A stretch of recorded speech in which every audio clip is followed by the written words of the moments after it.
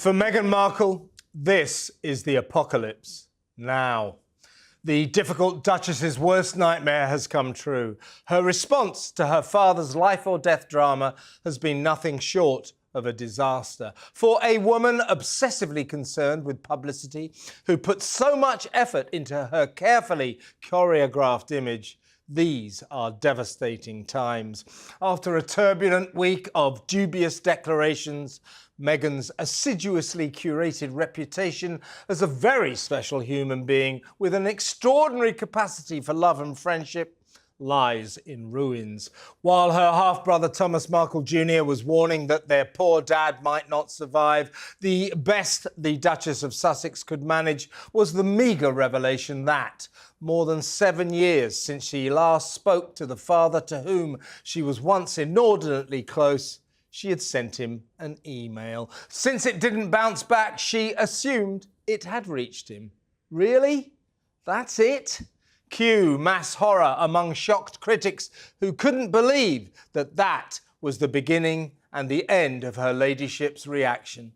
As jaws dropped all over the world there, for anyone unfortunate enough to tune into Netflix's answer to water torture, the With Love Meghan holiday special, was the beaming Duchess waxing lyrical about the importance of family at this festive time of year. The stark contrast between this sickly, palpably fake TV schmaltz and the real-life way Meghan was dealing with her dad's intensive care ordeal screamed hypocrisy. And frankly, the traumatic situation continues to get worse and worse. Within a couple of damaging days, it was clearly dawning on Ms. Markle that the hole she was trapped in was fast getting deeper. Suddenly, her PR department announced that their semi-royal boss was busy ringing round Philippines hospitals, desperately trying to find Thomas Markle Sr. Does this sound true to you? No, me neither. Her half-brother, Thomas Jr., who is with their father in the Philippines, would have put her in touch. So why the frantic ring-around? Now we're told that the Duchess has located her 81-year-old parent and has, drumroll, dispatched a letter to him. How touching, how heartwarming, how depressingly, dispiritingly, dismally dreadful. Don't you want to just shout, "Meghan, pick up the phone. He's had his leg amputated, for God's sake. Call him, talk to him." Or better still, do what a decent daughter would do. Get on a plane and go and see him. Worth pausing here to recall the sad saga that has driven a wedge between the social mountaineer Duchess and the down-to-earth Hollywood studio lighting man who raised her. It was 7 years ago when Mr. Markle was persuaded by a paparazzi photographer to pose for mocked-up pictures, pretending he was being fitted for a suit ahead of Meghan's royal wedding. As a result, the future Mrs. Harry sent her father to Siberia and ceased all contact with him. Weirdly, Thomas has never met his regal son-in-law, nor has he even laid eyes on his grandchildren, Archie and Lilibet. And as the family schism grew colder and ever wider, the increasingly fragile Markle Sr. suffered a heart attack, 2 strokes, and after moving to the Philippines, endured a massive earthquake. Throughout it all, Meghan acted as if he didn't exist. Now, the critical state of the ailing octogenarian's health has forced his distant daughter to react and, to a disturbingly minimal extent, lower the drawbridge. Call me cynical, but I can't help sensing that Meghan is not approaching this as an emotional reaching out to her dad in distress. Rather, she's seeing it in terms of navigating her way through stormy waters with a pitiful public relations strategy. So far, so bad, because up to now, Meghan's pathetically poor PR broadside has been a 24/7 catastrophe. Incredibly, as we speak, she has resorted to utterly baseless accusations of a breach of ethics by a British reporter who, with his full permission, interviewed Thomas Markle at his hospital bedside. This is absolutely outrageous. What exactly is unethical about a journalist asking for and being granted an interview? In fact, Over the years, Mr. Markle has formed a friendship with Caroline Graham from the Mail on Sunday newspaper, and he actually asked her to fly over from California to see him. Perhaps it was when he revealed that, contrary to what Meghan was insisting, he had no evidence she was trying to get in touch, that the desperate Duchess lashed out at her favourite pantomime villain, the media. Perhaps it was because she realised that just maybe it should be her comforting her dad amid his battles to survive, and not a British writer.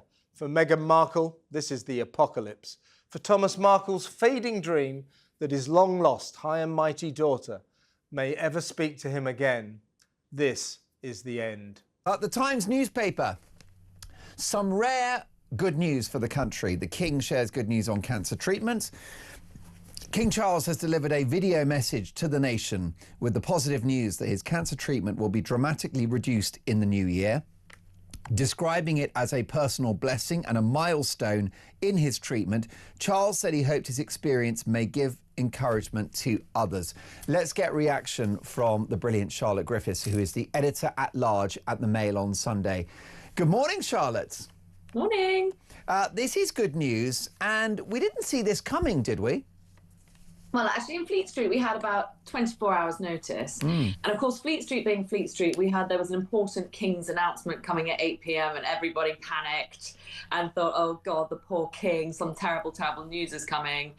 But then, so we were so pleasantly surprised to see that it was good news, that he's not in remission and he's not cancer-free, but he's reducing the amount of treatment he gets, which can only be a good thing in the new year. And he's thrilled about it because it means he can do even more work than he already does. And what's amazing is he's been so busy and so active over the last year. In spite of weekly treatment sessions, he's had international tours, he's been opening hospital wings, making speeches.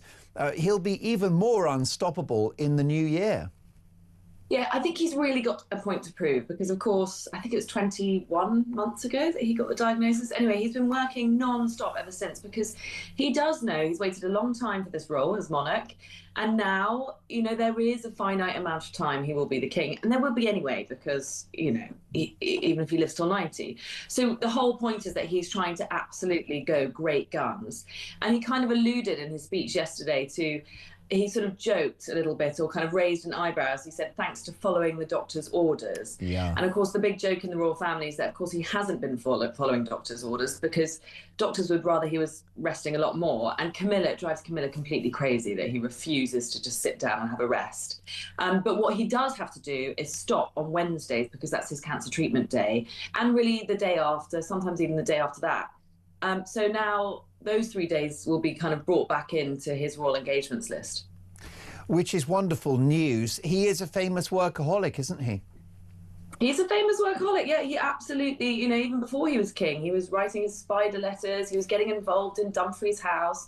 He's a very, very busy man. I do feel like he's got a point to prove, and I do think he's been waiting for this job a long time, and he wants to make a real impact and get photographed as many times as possible, be seen as many times as possible, go abroad as often as he can. He actually paused his cancer treatment earlier this year in order to go abroad, very much probably against doctor's orders, I think for 11 days. But there was just nothing stopping him. Yes, and he doesn't want his legacy to be his cancer battle or his war with his youngest son, Harry. That's absolutely true. And he famously said to his sons, don't make my last few years a living hell, or something along those lines, didn't he? And that was actually before the real fallout kind of kicked off. But I do think in terms of his legacy and cancer, I think that the message last night was kind of taking a bit of ownership over that and saying it's almost like he's accepted now that he will be known for his cancer treatment, his cancer journey. And so he's using that for good. And of course, yesterday was all about encouraging people to get checked and early diagnosis and really emphasizing the point that, if you don't get diagnosed early, your chances of survival obviously fall. Has this cancer battle changed him, do you think? I think it has made him a lot softer. I do think that his reconciliation with Harry this year may not have happened so swiftly if it wasn't for his cancer journey. I think it's made him see, he's always been quite a philosophical man though, and he's always seen the bigger picture and seen the long the long game. But I think it has changed him. It has made him a lot softer around the edges. And you see when he does these meet and greets with people, he's a real kind of chuckly grandfather type now when he does royal engagements, which is really nice to see. And perhaps not what I was predicting, say 10 years ago, I would have thought maybe he wouldn't be like that, but he's fallen into that grandfatherly role now. It's obviously good news for the family, and it's good news for William, isn't it? Because William is in no hurry to be king. That's absolutely true. William's in no hurry to be king. He knows he's got this job for life. I mean, this is the thing. Prince Philip kept going until his 90s. Obviously, the Queen literally had an audience with the Prime Minister the day before she tragically died. So they know that when the job starts, there is no retirement. So William wants to put it off as long as possible and spend time with his children while they're still young. I can kind of relate to that. I can see why. So yeah, he's happy to, I mean, he's pretty busy as the Prince of Wales, but I think he's happy to keep being the Prince of Wales for a bit longer. Yes, it's the kind of polar opposite of Charles, who waited so long for the throne. And that's definitely not where William is at. You mentioned the family are young, and Catherine's only just overcome her own cancer battle too. So he'll be wanting to support his father for many years to come. Yes, absolutely. And, you saw that with the Eugene Levy interview that Prince William did for Apple TV, I think it was. You could tell that he is starting to talk about changes, and he is starting to talk about when he's going to be the monarch, which is quite interesting from a press perspective, because it's something that we always really stayed away from, and we were advised strongly to stay away from this idea that when the king dies is, not something you're really allowed to speak about. But William has started talking about that. So it's kind of open season on that front. And, hopefully it's many, many years to come. But William is starting to talk about the changes he's going to make, what it's going to be like when he's the monarch, and what his reign as king will be like. And you can tell he does want to make a lot of changes and modernise it, strip it back and make it much less formal. And I suppose in a way, much less hard work, because he doesn't want to do endless engagements and ribbon cutting. He wants to do fewer, more impactful royal engagements. Is there any suggestion that there is beef between Charles and William, that they don't get on, that they've got a conflicting vision of the future, that William still resents Charles's behaviour in the past in relation to Diana and his affair with Camilla? Well, I don't know if the beef is to do with that, but I do hear whispers there's some sort of beef. They're not getting on perfectly, but they are now, they're a father and son working together. I mean, if I had to work with my father, I know. I had to. I remember him teaching me to drive. I wanted to throttle him. So I just wonder whether it's more about that than anything else. And also, I do think that Charles reconciling with Harry wasn't what William really wanted. And then there's, of course, the Andrew debacle. So Charles wants Andrew to move to Sandringham, and he has to check every decision like that. He has to check with William. He has to run it past William, because William will one day inherit all these properties. And so if you're going to have your uncle living on your Norfolk estate, you kind of have to thrash that out. So they've had a lot of, I think, terse business discussions about how to run the firm. But I think at Christmas, on Christmas Day, I think they'll hopefully slip back into family mode, and they are capable of getting on when they're in a room. But, they're not always in agreement about how to run the firm. No, and it seems that Charles is perceived as rather softer and has been a bit too much of a pushover with Andrew and maybe with Harry. And it looks like when William becomes king, he'll be firmer in regard to errant members of the flock and their behaviour, possibly even stripping Harry of his titles when he becomes king. What about Harry? How do you think the news of Charles's cancer journey and the less treatment required, how's that going to go down in Montecito, California, do you think, Charlotte? Oh, I think Harry will be thrilled. I think he's keen to come over in the new year to see his father again. We know that when he first got the cancer diagnosis, Harry flew straight away on a plane. Actually, wasn't really invited, and it didn't last very long, the meeting. But, he is very much aware, of course, that his father's unwell. And he said, I don't know how long my father has left to live, on a BBC programme earlier this year, which actually went down incredibly badly in royal circles. But, it shows that he is keenly aware that, he has to make amends now. There might not be 20 years to do this. You know, the time is now.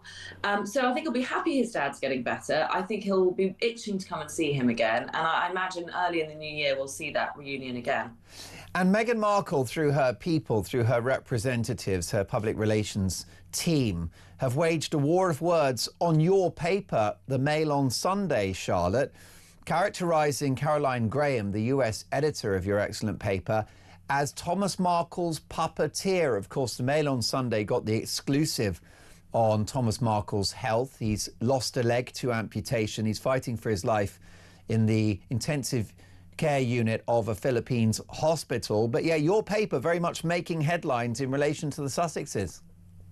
I think that's so unfair to call Caroline a puppeteer, you know, because who has Thomas Markle got by his bedside at the moment? His son, Thomas Markle Jr., who, I don't know if you've seen the YouTube videos, but he's clearly all over the place. He's not a sensible and calm influence. Did Meghan fly over to the Philippines and sit by her father's bedside? No. So what, does she want him to be completely alone? You know, I think actually Caroline and Tom have a genuine friendship. And yeah, I just think it's really unfair of Meghan. You know, she hasn't spoken to her father in years, and you know, she should have been more, I don't know, so I suppose self-aware really about, you know, this man is incredibly lonely, and better that somebody calm like Caroline Graham is by his bedside than nobody. But also, I think that Thomas Markle Sr. feels very powerless. He's grateful that a newspaper will report his feelings at the moment, and it's the Mail on Sunday that got that exclusive, a photograph of him in his hospital bed saying, "My dying wish is to see my daughter again." This guy just wants to get that message across, that he's lonely, he's never met his grandchildren. But the Sussexes don't like that, and Meghan Markle doesn't like that. Of course, the couple, the pair, they've got previous with the Mail and the Mail on Sunday, don't they? With, of course, Harry's aborted efforts to sue the Mail on Sunday, which was a legal action that he then later withdrew. So talking about beef earlier, there's definitely beef between the Mail group of newspapers and the Sussexes. Sure, but, you know, actually, ever since Meghan first cut her father off, he's been speaking to lots of different newspapers and actually mainly to TV stations. You know, I remember at the very beginning when she's now admitted that she deleted his phone number, which is why she struggled to get hold of him when he was in the Philippines. And he spoke out on ITV, all sorts of different news channels, saying, "I have no idea how to get hold of my daughter. I'm being ghosted by her, and I'm going to use media to contact her." And of course it didn't work, but you know, also her half brother Thomas Markle Jr. is always posting YouTube videos. You know, actually Thomas Markle Sr. is trying every which way to get hold of her. You know, YouTube, newspapers, TV channels, and it's just always fallen on deaf ears. And Meghan Markle has apparently given up hope of reuniting with her father as he battles for his life in a Philippines intensive care unit. The poor man's had an amputation. He's lost his left leg, it's my understanding. He's not well. He may have a further procedure, but his expressed dream of meeting Meghan before he passes has now looks to have been thwarted. Let's get reaction from Emily Ferguson, who is the royal editor of the Daily Express, which is outstanding for royal scoops. Good morning, Emily. Morning, Mark. What do you think the story is here? Why are we getting this messaging from Montecito in California that Meghan's given up hope of seeing her father? Well, I think she gave a handwritten letter which was delivered to him in the hospital earlier in the week. That's actually gone unanswered, which is very interesting given Thomas has regularly given interviews to the press saying all he wants is to reunite and reconcile with his daughter and see her one last time. But actually the letter's gone unanswered. So how true really is that? Most definitely. I mean, if you're fighting for your life in hospital, your dream is to see your daughter before you pass. A letter doesn't really do it, does it, for you?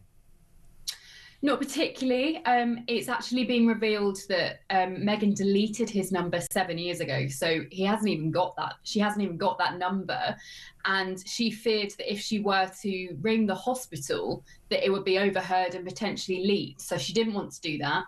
I mean, she could potentially have the means to get that phone number, but that hasn't happened. So she sent a letter instead. I'm not sure any of this stacks up, Emily, because we did get some messaging from the Sussex's public relations people who suggested that Meghan's been, hammering the phones trying to find out which hospital her father is in.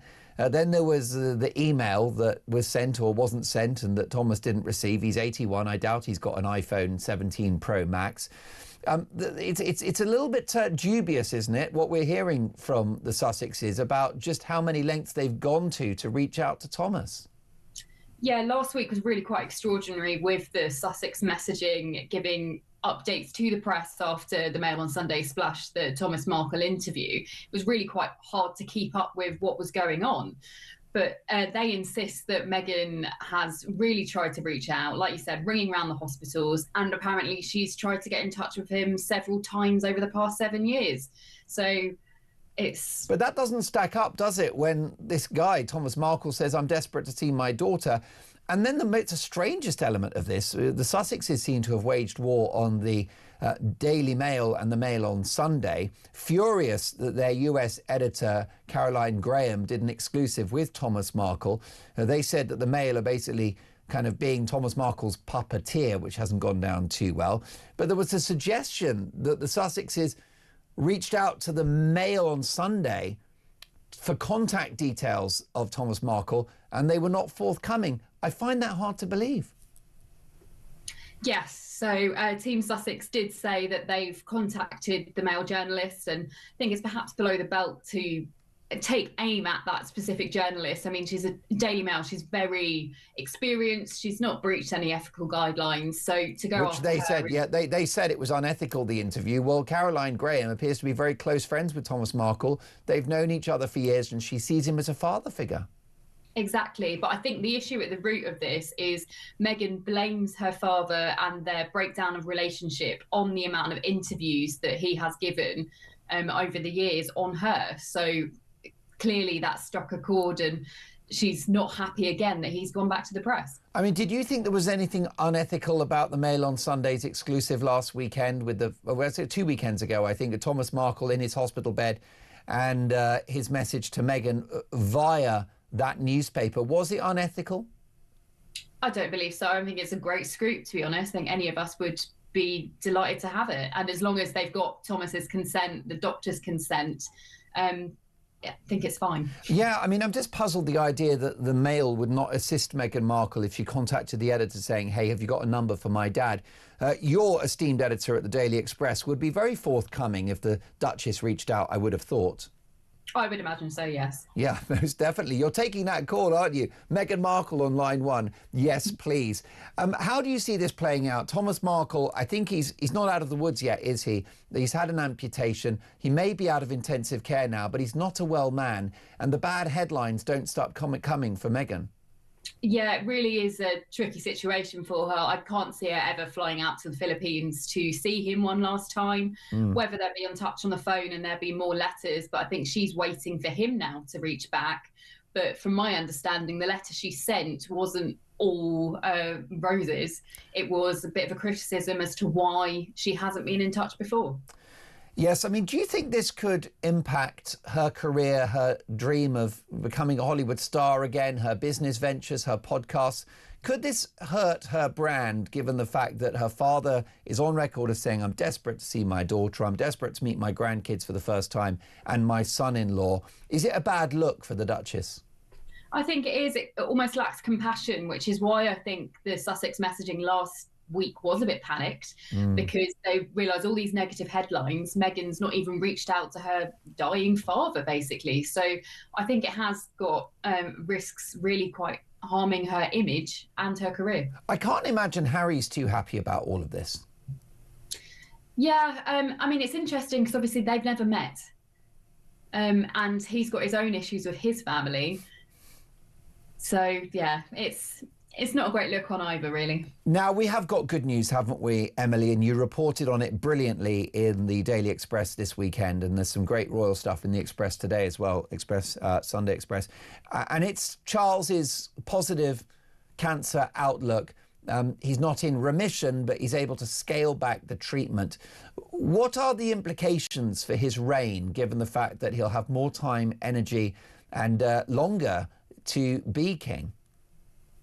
Yeah, so obviously it was such welcome news on Friday for him to deliver that update on his health, and especially just before Christmas. But to be honest, I don't really see things changing all that much. I mean, ever since his diagnosis, he took those 6 weeks off on doctor's orders. And ever since then, he's almost been business as usual. He's packed his schedule out. We've seen him go to Australia, Samoa, Italy. He's up and down the country week in, week out, hosting 3 state visits in a year. I mean, it's really quite remarkable. And to be honest, you could easily forget that he still has cancer. Most definitely. It's good news for William, isn't it? Because William, obviously, you know, he loves his father. It's flesh and blood. But also, pragmatically, William is in no hurry to become king. Absolutely, and I don't know who would be, really. It's only been a few years since the late Queen died, and he's got a young family, and his priority is on that. It is obviously on the job as well, but he wants to spend as much time in his current role as possible. Most definitely. And Camilla will be relieved about Charles's health prognosis because, you know, she's been sort of his rock for all these years, and knowing that her husband has got a better health outlook is going to be great news to the Queen. Yeah, absolutely. And it's no secret that she's been really quite worried after the diagnosis, and especially this year with how busy he's been. She keeps pleading for him to slow down and put his feet up a little bit. But knowing the King, he just can't do that. It's not in his bones. No, he's a workaholic, and he's a terrible, terrible patient, isn't he? He's not someone that's going to rest up, as he's been advised to by doctors, which is why when he made that wonderful address to the nation just a couple of days ago, he sort of referenced that, saying, you know, following orders has been important. I'm not sure he has been following orders. Not quite to the letter. I think he's been able to push it as far as he can. He skipped treatment on his trip to Australia. He's like, hold fire, I'm going down under. I'll be back in a couple of weeks. I mean, it's the measure of the man, isn't it? What about Andrew? The headlines keep coming thick and fast in regard to Prince Andrew. And let's have a look at the Sun on Sunday today, Emily. Cop smear probe rage. This is not justice. Virginia Giuffre's family hit out after police drop a probe into Andrew Mountbatten Windsor, saying justice has not been served. They say the Met asked if they had any evidence about claims he tried to smear Virginia Giuffre just a day before yesterday's announcement. So is Andy home and hosed now? No, I don't think so. Not at all. I mean, none of us were expecting the Met to come out with that statement yesterday. So obviously they were exploring claims that Andrew had asked his police protection officer to dig up the dirt on Virginia, who accused him of sexual assault, which he denied. Yeah. But that was really quite extraordinary. They've now come out and said there's no evidence of criminality. So that will be a sigh of relief for him. But we've still got the Epstein files to be released from Congress soon, and who knows what they contain. And there is likely to be more headlines going forward. And he's still living at large in the Royal Lodge, which boasts 30 rooms. You and I can only dream of such accommodation, Emily. When's he being evicted? Do we know? We don't. He has actually got until October to move out. And he'll use, a bit like this Labour government, he'll stay as long as he can, won't he? Yes. And from what I'm hearing, he's going to put that off as long as possible. He's going to dig his heels in, as that's the one thing he's got control of. And we all know he didn't want to leave Royal Lodge at all. So he's going to string it out for as long as possible. He most definitely is. When he does move on, the Sun on Sunday think they found the address that he'll be residing in at the Sandringham estate. They say this sprawling, ramshackle former working farm has been earmarked to be Andrew Mountbatten Windsor's home when he finally leaves the Royal Lodge. Locals believe Andrew will occupy Marsh Farm at Wolverton in Norfolk, which will no doubt bring down property prices, Emily. Ultimately, he's laughing, isn't he? The King has agreed to pay his accommodation costs and security for the rest of his life. So yes, the headlines will still keep coming. You've got the Epstein scandal. But in the end, although he's lost his royal titles, he will likely enjoy a comfortable retirement. Yeah, absolutely. He's not got to worry about money at all. And I think many of us would be quite happy with that situation. I mean, if I was mortgage free, I'd be very delighted with that. Yeah. But for him, it's pride. Pride is at the foot of all of this. He's a very proud man, and these past 6 months have been humiliating, awful for him. To be publicly stripped of his princely title by his brother, that's really a low blow for him, and he's finding that very hard to forgive and even get his head around. Most definitely. King now, the king is doing better. He isn't necessarily in remission, but certainly his cancer treatment has been scaled down to some degree. He gave this update to Channel 4 yesterday as part of a update for Stand Up to Cancer, which is a very, very good cancer charity and campaign. This is what the king has been saying. Today I am able to share with you the good news that thanks to early diagnosis, effective intervention and adherence to doctors' orders, my own schedule of cancer treatment can be reduced in the new year. This milestone is both a personal blessing and a testimony to the remarkable advances that have been made in cancer care in recent years. Testimony that I hope may give encouragement to the 50% of us who will be diagnosed with the illness at some point in our lives. The King speaking to Channel 4 yesterday. Let's speak to Rupert Bell now, Talks Royal correspondent. Rupert, great news, of course, that the King is doing better, but not out of the woods quite yet. No, as he indicated in that clip we've just played, that he's still going to need treatment. And I think that's the important thing, but on a reduced scale. So from his point of view, that will seem good. You know, he wants to be out and about.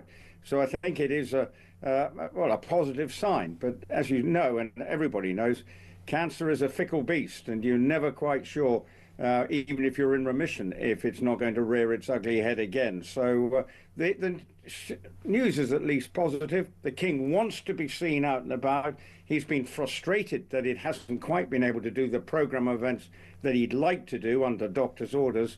But maybe in 2026 we will see the King out and about more as he continues to show signs of improvement from whatever cancer he has, because we don't know the exact form of cancer.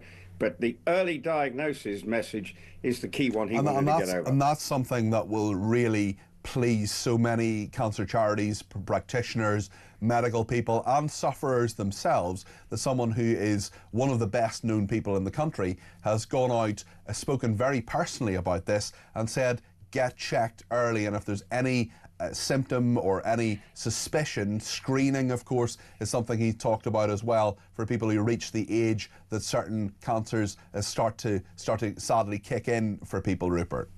Yeah, and I think that's important.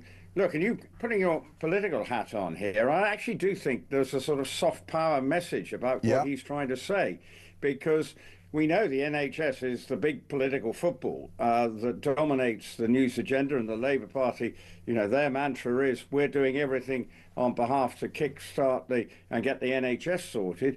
Well, the King, by saying maybe to Wes Streeting and his colleagues, well, make sure you get the cancer screening operations right so that everybody can benefit.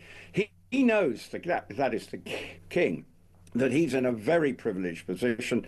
He has the best medical care available to him.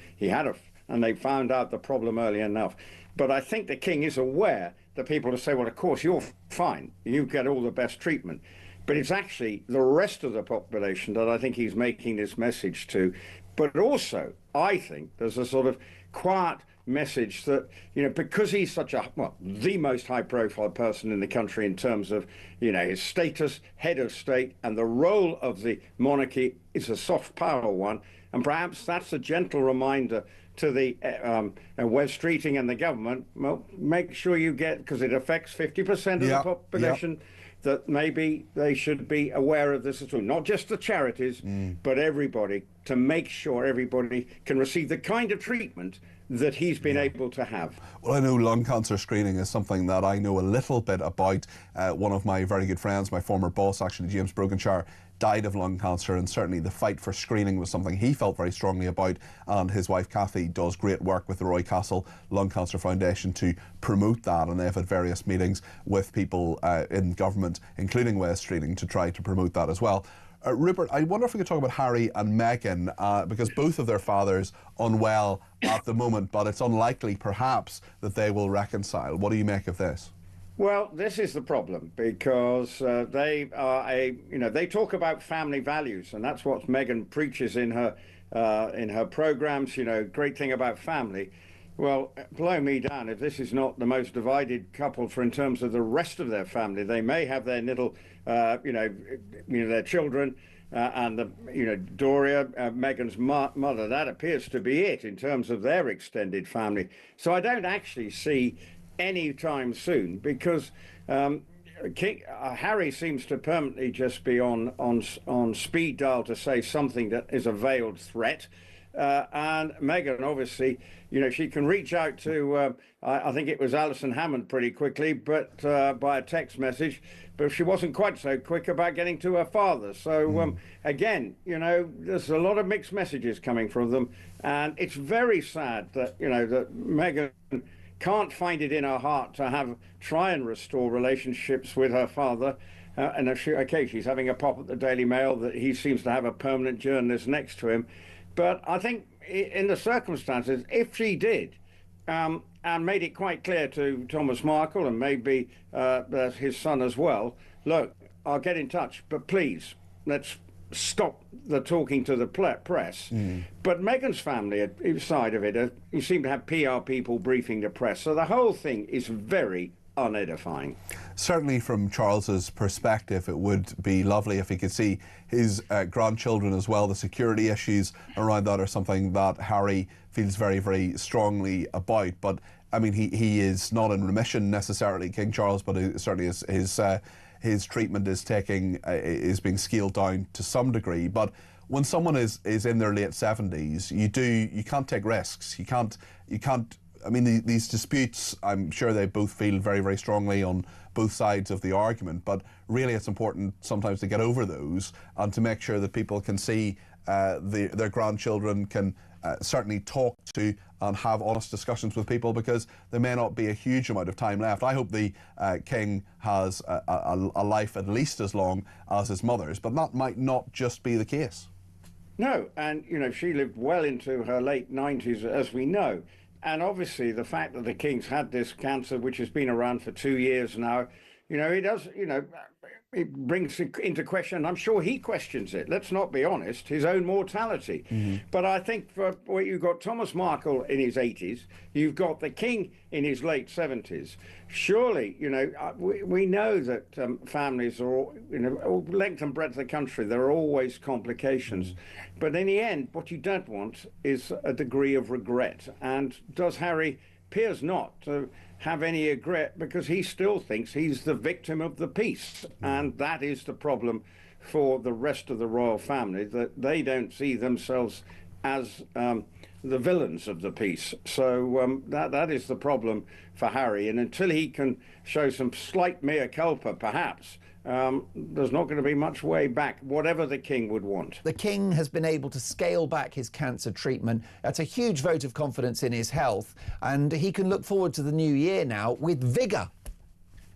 Yeah, absolutely. I mean, anybody who's, my wife suffered from a cancer treatment, and all these things, it's just such a relief, isn't it, for family? Forget being the King.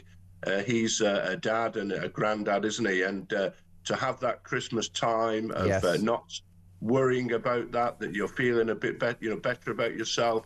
And some of the treatment, of course, is highly unpleasant and really makes people ill as well. So not to have that, to know that it's in your diary that on this day you're going to get this terrible treatment.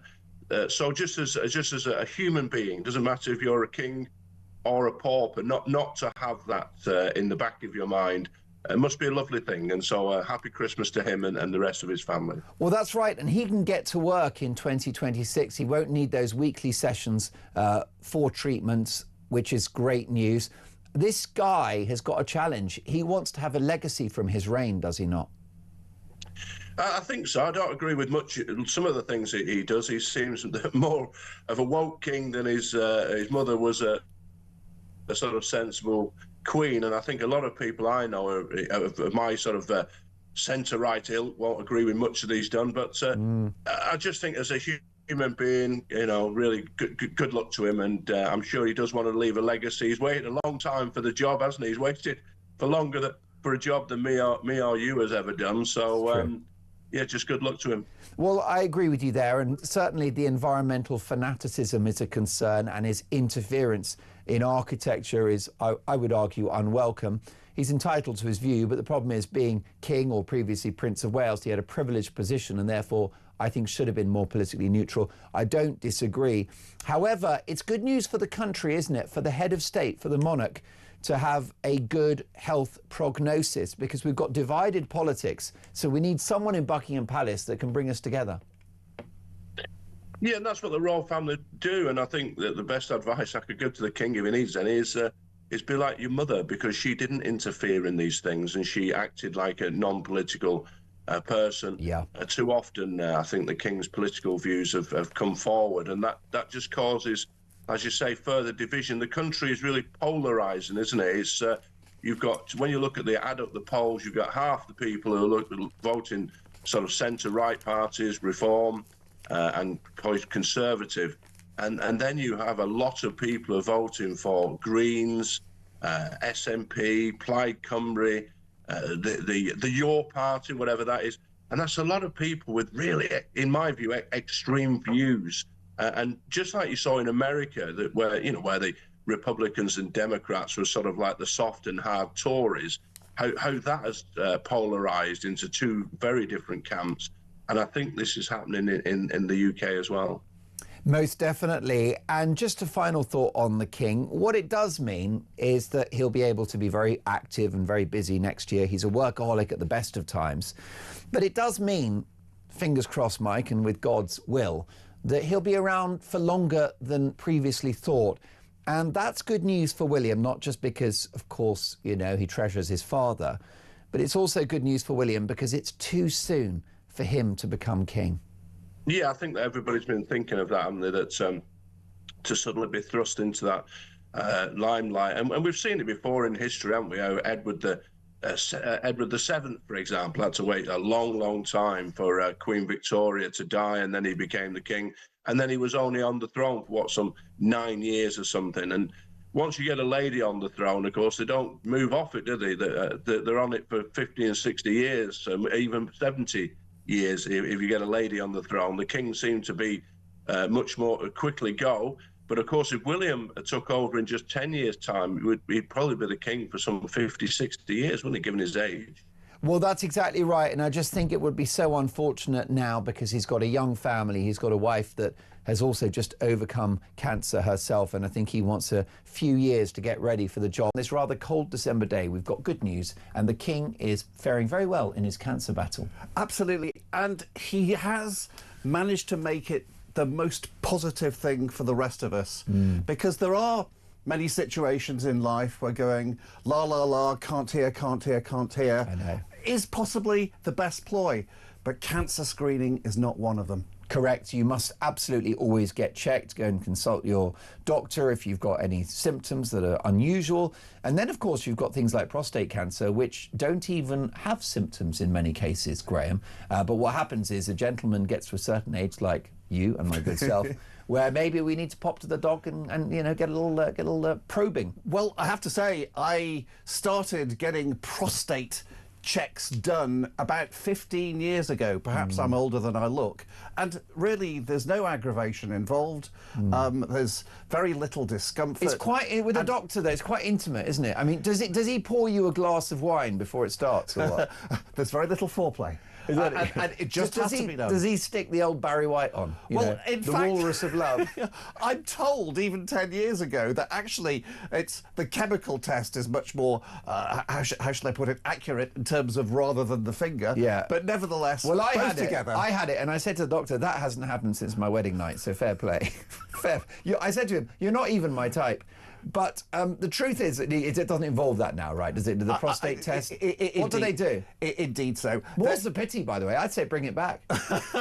Well, bring back the rubber gloves. All I know is that I get a piece of paper with a number on it. The number is good for me. Do you know what? Talk is cheap. Show me. maybe during the ad break. But I mean, whilst we laugh about it, it is important. And by the way, I do want to ask you, you're not a doctor, but what the heck, let's go for it. With the prostate test, is there not a concern that the test often shows a positive result, but you don't have cancer? Yes, and I started having my prostate test long before that concern became something that was reported in the media. Yeah. And indeed, one of the things I will praise the medical establishment for is, of course, now I have an NHS app on my phone. I can look at the results of tests over the last few years as well. And so all I know is that if you really wanted to, I could actually show you what my prostate number is, my PSA number is now, and I know that it's right in the middle of the range. Because what happens, the doctors are not always keen to test just for the sake of it, are they, with regard to prostate cancer? And I think there are some medics who actually say, no, if you don't have symptoms, don't. Well, is it a little bit of a division on it? There does seem to be a division, and there does seem to be a possibility of what I believe are known as false positives, which can, of course, cause a lot of angst in the patient. And the positive doesn't necessarily mean that treatment or further exploration is needed. That is the core concern. Indeed. Well, the bottom line is, if you don't feel right, if anything changes, you go to your doctor. And I suppose the other thing is, for a gentleman of a certain age, go and get it checked out because of your age. Would Without question. Would that be the advice? Absolutely. Certainly that's been the case for me. I've never regretted any check I've ever had. I'm in no position to advise anyone medically. I'm not a doctor, although I think I've got doctor-like qualities. Well, you've got really rotten handwriting, Mark. Yes, that's absolutely. the first one. I'm wearing spectacles, which means I'm dead clever. So, you know, I'll do my best. And you certainly have a doctor's taste in neckties. Yes, well, if you're listening on the radio, perhaps you want to watch our television output. If so, head to YouTube and search Talk and Up We Pop. And I'm wearing a charity shop tie. The one great thing about charity shops is ties. And I've noticed there are more ties available these days, and I think it's the pandemic, because what happened is everyone stayed home, people have got meetings on Zoom, people that work in offices now, it's much more casual. It is. I mean, I'm absolutely the peak of formality having a jacket on. Yeah. Even lawyers don't wear ties these days, except perhaps in court. Well, that's how bad we've got. So what's happened now is all the ties have turned up in charity shops. You're literally a generation of ties. And therefore, if I'm with Mrs. Dolan and she's looking at a variety of items that she frankly doesn't need, the wardrobe is heaving as we speak, then there needs to be, what's in it for me? So I'll go to the tie rack and see what vintage classics I can pick Absolutely. up. And this is one of them. I knew that tie when it was a deck chair. Excellent. Harsh but fair. So it's great news about the King. Could this spell a new chapter in his reign? Well, he does seem to have managed to surf the wave of positivity he's got in terms of response from the public. Yes. To get slightly closer to the public than one might have imagined of Prince Charles. And so, actually, it's turned out to be quite a positive thing for him. That's really interesting. Let's take a listen to the King addressing the nation via Channel 4's campaign to stand up to cancer. Today, I am able to share with you the good news that thanks to early diagnosis, effective intervention, and adherence to doctors' orders, my own schedule of cancer treatment can be reduced in the new year. This milestone is both a personal blessing and a testimony to the remarkable advances that have been made in cancer care in recent years. Testimony that I hope may give encouragement to the 50% of us who will be diagnosed with the illness at some point in our lives. Well, my first observation is how well he spoke, Graham, and how tremendously good he looks. He looks in rude health. He looks well. He looks well, and there's a certain level of his voice occasionally, both in public speaking and in broadcast speaking from a table straight to camera, did have a certain amount of aloofness when he was Prince Charles. Yes. But that had a certain level of warmth, as though he was bringing the viewer towards him. I wonder whether this experience has softened him just slightly. Well, you're an expert in political presentation. What did you make of the delivery generally? Was it coherent? Would you have given him any tips, any pointers to improve how and what he said? It was calm, collected, measured, short sentences, nothing complex, no complicated concepts, but merely relief, warmth, and a certain amount of controlled emotion. It was a model for a modulated TV broadcast. And he was likely reading from a prompter, but you didn't feel like there was a script. But crucially, I suspect he practiced with the prompter enough so that it didn't look rehearsed.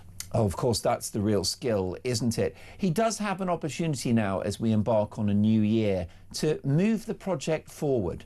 That, you know, he wants headlines not about his health or the family's health, because, of course, Catherine has recently overcome cancer herself, and it's wonderful news, she's in remission.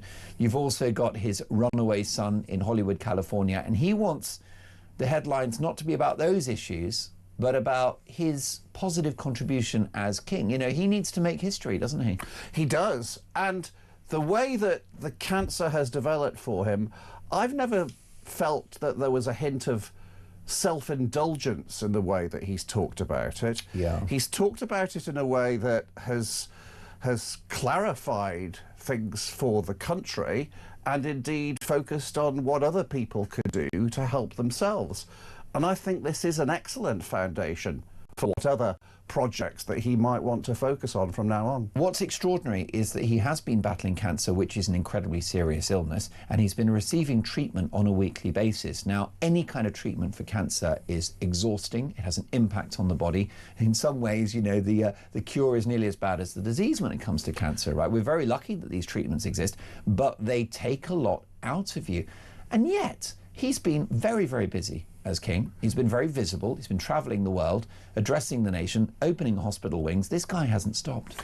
And because there is quite a lot of genuine general knowledge about cancer treatments now, I think the population know how debilitating cancer treatments can be. Especially on a weekly basis. Indeed so. And so the genuine warmth he's getting from the public as he's going out and about is tinted with a certain amount of admiration that he grits his teeth and just jolly well gets on with it, and that's something the royal family have always been good at doing. There's a slight element of Trump about this man, in that you've got a public figure who's in his 70s, who in many ways belies his years. But the energy and work ethic of Charles is legendary, and it hasn't diminished with age or indeed whilst carrying a serious illness. Well, undoubtedly, that video you showed out there, that clip, as you say, almost aggressively rude health, which is something that Donald Trump has specialised in as well. Oh, Donald Trump is a walking miracle.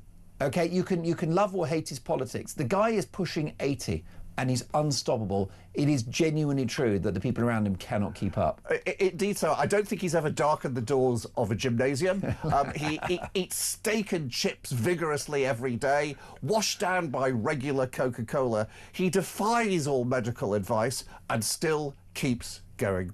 Well, I'm so happy for the king. We needed this good news, and the country needs it. We've got a lot of political division at the moment. You know, the economy's going backwards. You've got lots and lots of debates going on, tribal politics. We need someone to unite us, and King Charles could be that man. He will be mindful of his legacy, won't he? He's in his 70s, he's not going to be around forever, and he wants to make his mark. He hasn't been able to do that so far. Well, I think over the last... Let me think about this now. Yes, certainly for the last century, every monarch and every senior member of the royal family has always taken very seriously their constitutional role, the apolitical head of state, that should be a rock of solidity, irrespective as to how much the current Prime Minister is struggling. And the current Prime Minister is struggling a great deal with just about everything that he's that he touches turning into manure. Even more so, there has to be a constitutional monarch who is the epitome of rock solidness. Meghan no plans to... We don't know whether she's seen her father or she hasn't seen her father, or whether it's dressed up or whatever. I mean, I've long ago made my mind up about her. I don't even know what we're talking about. We do know now. She's never going to come and see her father. That's her main thing. She's a disgusting human being. The fact is, she said that it's going to be too expensive. She can't get a pass. Yes, and they won't pay for her, so it's much too expensive. Her excuses are beyond anything you could imagine. So that's why, poor woman, you know, she always makes herself to be the victim, and here she is again, you know, poor me, I can't afford that sort of money. Also, the thing that really annoys me when she spoke about Caroline Graham, who is a journalist, but who is a very good friend of her father's, and she's incredibly annoyed that he spoke to her, and saying this breaching clear ethnical bounder means that nobody should talk to anyone unless she gives permission. Well, of course the guy's going to reach out, because he's done it before, because his own daughter won't give him the time of day, because he's frustrated and he's worried about his health. She's just... Listen, you know what, Angela, sometimes I don't even have the energy to talk about how utterly narcissistic and appalling the woman is. I do. I will keep on about her because I think she's just revolting. Brilliant, brilliant. Great news. The King over the weekend saying that his cancer battle is not over, but is looking positive, which is great, because I for one thought he was iller than perhaps he's given out. Yes, it's extremely good. And the way he has handled it, not sort of moaning and groaning about himself, but trying to talk to people, to say he understands them. He's been to lots of hospitals, worked for lots of charities, and actually having say the big thing is to go early, go quick, don't wait. And 100,000 people have been since he gave that talk on Friday. Can you imagine?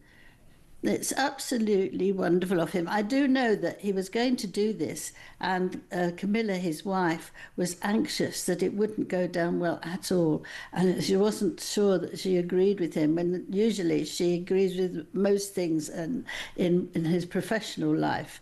And you know, there he is. He's been extremely popular. Oh, I think that touches the people. I think when somebody like him talks about something as awful but as important as cancer, I think it's a very strong thing. Such a sad day here in LA with the death of Rob Reiner. We're all in a funk. Well, I'm glad you brought that up, because obviously we need to talk about Meghan, and I find it extraordinary that she has let it be known while her father is fighting for his life, having had his leg amputated in the Philippines. Meghan has taken this opportunity to let the world know that she now feels a reconciliation is impossible and she will never speak to him again, while the guy's fighting for his life.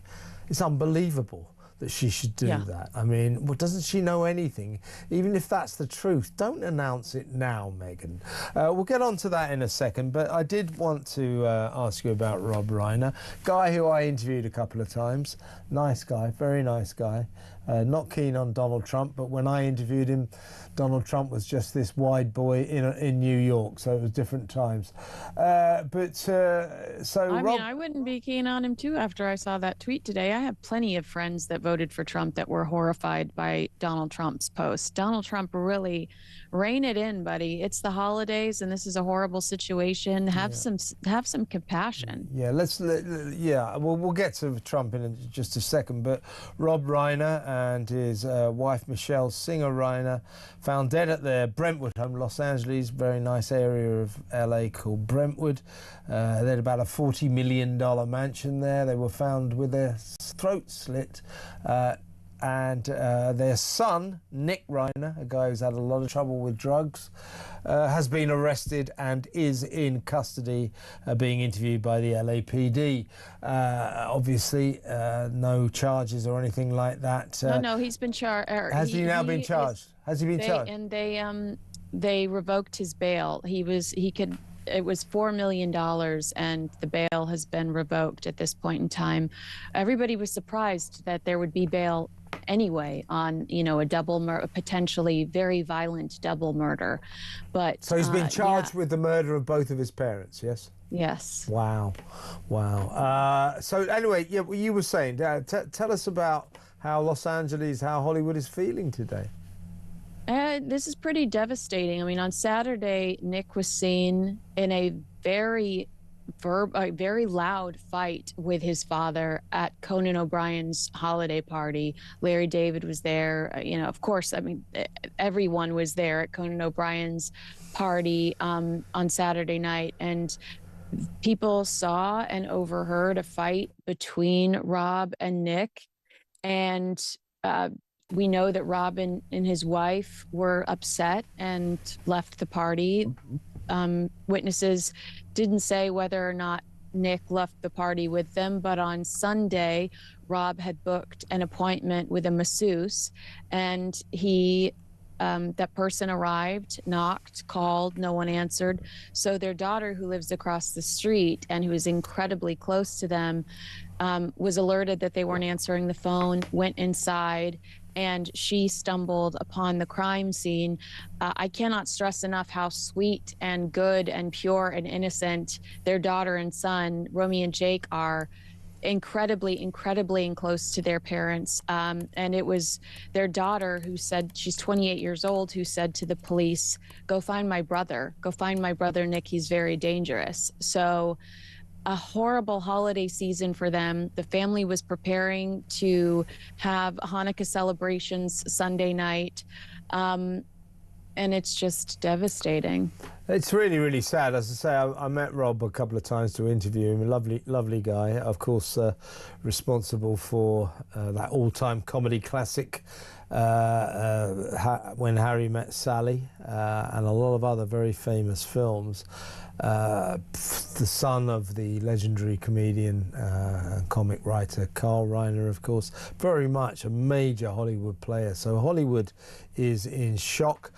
Donald Trump tweeted or posted on Truth Social, his social media site, that Reiner and his wife died. Rob Reiner and his wife died, quotes, reportedly due to the anger he caused others through his massive, unyielding and incurable affliction with a mind-crippling disease known as Trump derangement syndrome, sometimes referred to as TDS.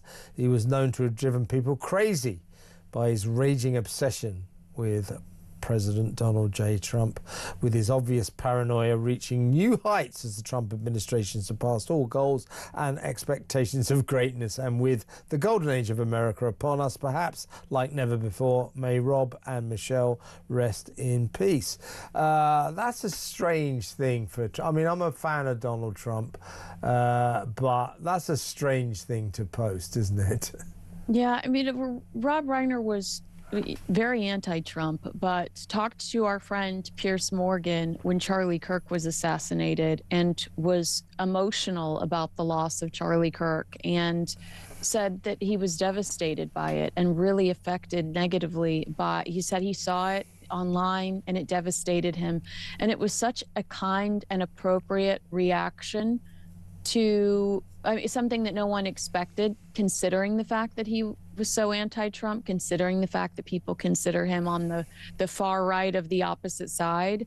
And so I was disappointed by that post because, you know, rise above, be the better person. There was no need to say anything like that, especially when this is a really, I mean, I believe that this is an issue of mental illness. You know, be more sensitive and be kind about this. There are 2 children without their parents and without their brother now. And this was an incredibly close, similar to the Trump family, an incredibly close family. It was an incredibly close dynasty. They all worked together. They encouraged each other. Nick did have a lot of problems, in and out of rehab at least 15 times, but who was there to direct a movie he'd written about his life in 2016? His father. So I just wish that Trump would have been kinder about the scenario. Also, Kinsey, I mean, it's incoherent. You can't, you know, as you say, we've got to stress Nick Reiner is charged with these offences, but he's innocent until proven guilty. But if the scenario is what we think it is, then how does that link into Trump derangement syndrome? It just doesn't.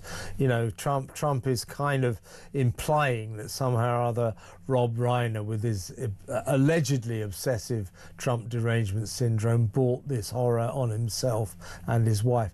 That's just a nonsense. I reckon Donald is probably thinking better of that now that he's posted it. But I mean, that isn't the issue. What, as you quite rightly say, a much-loved director, very nice man, and his lovely wife have been murdered in the most horrific way. A brother and a sister have lost their parents, and they've lost their other brother as well, in effect. So that's the real story here. Hollywood in mourning about the shocking and sudden loss of one of their greats. He's an all-time great, Rob Reiner. Astonishingly successful director. So R.I.P. Our royal expert, we've just been talking about poor Rob Reiner and his wife slaughtered in their home in Brentford, LA. Now let's get on, Kinsey, to Meghan. And what's happened in the last couple of days? We know what's been going on for more than a week now. Her father, Thomas Markle Sr., collapses with a blood clot on his brain. He has life or death surgery on the critical list, intensive care in a Philippines hospital, and thank God pulls through, but has to have one of his legs amputated. So it's very, very serious. We were looking for Meghan, after 7 years of not talking to her dad, to pick up the phone and ring him or go and see him. What she did eventually was to send him a letter, and that's it. And since then, and I think this is quite shocking, she has let it be known through her normal sources that after what's happened in the last week and a half with her father, she now feels that a reconciliation will never be possible, and she will not speak to him again in his life. Now, for her to use this opportunity to make that kind of announcement, I think is almost inhuman. Your dad is nearly dying. He's had his leg off, and you're letting it be known, well, that's it, I can't reconcile with him now, and I'll never talk to him again. What do you make of that, Kinsey? Well, I think we should go through the timeline of the very bizarre process. Go for it. She uses to get a hold of her father, in which, you know, she's caught in a million lies here. So after the story came out from the Daily Mail, and this is your friend Caroline Graham that has also befriended Thomas Sr. After that story comes out, she says she receives a flurry of harassing messages from one of Meghan's employees, somebody from her PR team. She said, I found the tone unnecessarily aggressive and was so concerned. I told him I would prefer that he dealt with my editor and the paper's legal team. And she's also like, I have other things to worry about, like my friend Thomas Sr., who's hanging in the balance. And now she says that he's kept the same phone number for the last 20 years to ensure that if Meghan ever needed to reach him, she could. And he says, like, Doria and Meghan have called me multiple times. So Caroline, knowing that, just to make sure that things run smoothly, she goes ahead and she gives Meghan's team Tom's phone number again, and the hospital name and the hospital room. And she says no one called. At the time of the publication, Meghan still hasn't called. And so then, bizarrely, on Monday afternoon, an assistant to the president of the hospital comes into the room with a one-page legal document, and it says consent and waiver for U.S. Embassy representative visit. So Thomas Sr., I mean, again, hooked up to all sorts of machines on medication, is asked to sign this waiver saying that if somebody calls the embassy, they can give information about him up, which I feel bad for him that he's in the position, because it's not one paper he has to sign. Meghan sends multiple people, a parade of individuals with legal documents through his hotel or through his hospital room. And he just wants a phone call. So he signs this piece of paper saying that the embassy can give somebody information about him. And then somebody shows up and asks for a specific names. He says Prince Harry, Meghan Markle, his friend Caroline, and Thomas Jr. If anyone calls the embassy, they can be given information about him. Moments later, he asks, I'm sorry, can you tell me who called and asked for me, you know, at the embassy? And the person says, I don't know, which, you know, has to be a lie. I'm asking you to, you know, to sit there ill and probably in pain and sign all this paperwork, and I can't be honest with you about who is calling and asking about me at the embassy. So that's on Monday. On Wednesday, the president of the hospital walks into the room with her lawyer, no warning, and they're recording him. And Caroline says, I covered Tom's amputated leg with a sheet to preserve his dignity. And he's asked to sign yet another legal document to confirm that he's about to receive a letter from Meghan. And the letter was sealed and personally handed to him. And that they made sure that the video, or that the entire exchange was recorded on video for vile Meghan Markle. And so Tom asks that the Daily Mail not tell anyone that they received a letter. He says, Caroline says, absolutely not, I won't. But when she gets back to her hotel room, and this is what we're talking about. We're talking about Meghan saying, I refuse to talk to my father because he talks to the media. She gets back to her hotel room. Caroline turns her phone on, and it's blowing up with messages from journalists and friends saying that the Sussexes released the fact that Meghan's letter was safely in the hands of her father. So this poor man has had this parade full of people come through, and then it's my opinion, sends someone on her behalf to the Times to give them this exclusive that Meghan Markle has no plans to see her father. And to that I would ask you, and has no hope of reconciling. And to that I would ask you, then why waste so many resources? You're calling the embassy, you're calling the president of the hospital, your dad's exhausted signing all of these legal documents so you can hand over a note. And she claims she doesn't want to call him because she's afraid of somebody listening in. Kevin, you and I've watched how many hours of With Love, Meghan? We assure you, you're not that interesting. Literally, no one cares. She's told somebody at the Times that she deleted her father's number. Well, and then it says in the Times that Meghan's letter set out her feelings regarding her father's decision to give several interviews to the media about their relationship. Yeah. How do they know that? And it also says Meghan is thought to believe his collusion with the media has been a major factor in the breakdown of their relationship and a key reason to why they are unlikely to ever reconcile. She has not received a reply to her letter, nor has had any contact from her father since its delivery. How does the Times know that? Because Meghan is in contact with the media, the exact thing she's accusing her father of doing. Absolutely. And do you know what's bad about this? The letter, we can now take it as read that Thomas Markle got her letter. Now, this letter, I think you're right, Meghan has let it be known that in this letter, she is thought to have said that his relationship with the media, this is all said to be in the letter, means that they are unlikely ever to reconcile. So in this letter, if we're to believe this story, but you're right, this is multiple journalistic outlets have been given this story. In this letter, she's obviously written to him, oh, you're talking to the Mail on Sunday, you're giving these interviews, and therefore I can't reconcile with you. Okay. A breakup instead of "Daddy, are you okay?" Exactly right. Now, I think what's going on here is Caroline Graham, very good journalist, as I say, old friend of mine. She has, over the years, from doing lots of stories on Thomas Markle, become a personal friend. She actually flew to the Philippines, okay, for the story, but also to see her friend. She's been at the bedside like a friend.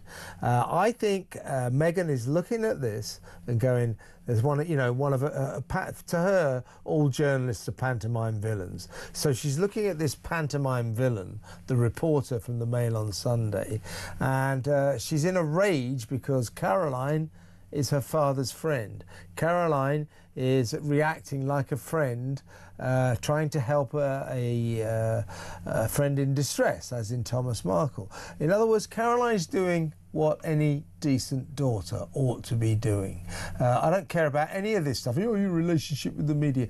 What Meghan should have done in my view, is get on an aeroplane and go and see her dad, because it might have been the last time. But at the very least, pick up the damn phone and ring him. Why can't she talk to him? Because she has no desire to. I mean, the fact that the letter is all about her and why she's mad at him and isn't asking, or just saying, I just want to make sure you're okay. I'm so sorry you're in this situation. It tells us that she is totally self-consumed, which we know she's completely self-consumed. But you listen to all of the psychologists and all of the experts in the build-up to the big, I guess the climax is Meghan using the embassy to get a letter to her father. But if you look at all of the experts that talked about the buildup to this, they said, yes, perhaps there could be a reconciliation, because sometimes death, illness, shock will force those relationships back into place, because it scares you straight. All of a sudden you're going, okay, well, what really matters is my father's health. Okay, what really matters is that I want to ensure that my children get to know their grandfather, and now that's in jeopardy. He's been so ill. I'm appalled that what was inside that letter, according to the Times and according to people that are clearly in contact with Meghan, because they have answers to questions that no one should unless they're in contact with Meghan. I'm appalled that the letter was a confrontation, more of a fight, more of her trying to justify her feelings, instead of being like, for the time being, I want to set this aside and just make sure you're okay. But Meghan had to nip this story in the bud, because at the exact same time that this was happening, she was trying to sell us a familyless Christmas special. And she realizes that this incident makes her look heartless and makes her look like a hypocrite based on what she's trying to sell us on a Christmas special that would never even hit Netflix's top 10. Yeah, it didn't hit the top 10, and it's full of the importance of family at this time of year. As we know, she hasn't spoken to her father or her half-brother, Thomas Markle Jr., or her sister, Samantha Markle, for more than 7 years, since before she got married to Harry. But what I find extraordinary is that, there's no official quotes from her people or anything like that, but we know what she's done. She's let it be known to papers like the Times. The Times has run this story, so it's more than tittle-tattle. The Times would have to be satisfied that this was true. So I think the Times has been told this is what Meghan wants the world to know. Meghan wants the world to know that she's taken the opportunity of her father's life or death battle, his critical condition, the amputation of his leg, to let us all know that she'll never speak to him again, that a reconciliation is now impossible because of her relationship with the media, because of Thomas Markle's relationship with the media, I should say. And I think, given Thomas Markle's condition, his parlous condition, his perilous condition, to do that at this time, oh yeah, well, my dad's nearly dead, but I want to let you know I'm never going to speak to him again, because of his relationship with the media. To do that when he's languishing in a Philippines hospital bed, fighting for his life, I think is astonishing, don't you? Yeah, girl, you are married to Thomas Markle because your husband wrote a book and appeared in a reality show where he unleashed on his family. Like, she's literally married to what she considers the problem. Prince Harry is guilty of all those same things. And I think it's so important, because there are other headlines, I believe it was The Independent that you sent me today, that suggest that Harry and Meghan will never fully reconcile with either one of their families. Either of their I parents, agree. yeah. Yeah, I agree with that. But you're seeing a much more aggressive effort, even though I think it's for show, from Prince Harry. Why? Because the Sussexes need the British royal family. They need that association with the British royal family to continue to monetize and make money, whereas Meghan doesn't need her daddy anymore. She doesn't see any value in him, and that, I don't believe that that's true. I think he's a sweet man who's done, just go read some of her old TIG posts where she's gushing about what a great man he is and all the sacrifices he made for her. But we see Harry is the only one that jumps on a plane when he finds out his dad is ill. Why? That's true. Because their proximity to the British royal family is something that they can monetize, and that is it. That is the only. I think that both of them are disgusting when it comes to the way that they treat their elders, and I include Queen Elizabeth and Prince Philip in that as well. Yeah, and it's just, call me cynical, but it seems to me, I said this to you before, Kinsey, but I think Meghan, ever since her dad was rushed into hospital with a blood clot, emergency surgery to save his life, then his leg amputated, he's been touch and go. The doctors said to Thomas Markle Jr., prepare for the worst, he may not pull through. He did, thank God. But throughout all this, knowing all of that, that her dad was at death's door, Meghan's only reaction was to treat it like a PR problem, a publicity problem. She's been handling it like it's difficult, stormy waters to navigate in her eternal quest of a sort of perfect image. And no real emotional response at all. And the reason that she hasn't flown out to see Meghan Markle is, unlike King Charles, there's nothing in it for her. She's not going to get any money out of going to see her dad. And therefore, it just looks to me as if she's just got no more use for him or the rest of the family she's sent to Siberia forever. She must be one of the loneliest people in the world, because the Victoria Jacksons and the Jamie Kern-Limas, they're going to get tired of being used. They're going to get tired of the fake and the fraud and the grifting, and they're going to get tired of the one-sided relationship. Harry is probably, he loves me so much. Do you love him? More than anyone in the world. Do you love him? Like, I just think that her existence must be incredibly lonely and miserable. And I think she probably has to pay a lot of people to stick around. And even those people are out the door sometimes in the pattern of a revolving door when we're talking about her employees. Yeah, I think she's a narcissist who's deeply in love with herself, so deeply in love with herself, there's not really any room for love for anyone else, including Harry. I think she just loves herself, and everybody else, they don't mean anything to her. It's just the pursuit of her own wealth, fame and glory. It's extraordinary, it really is.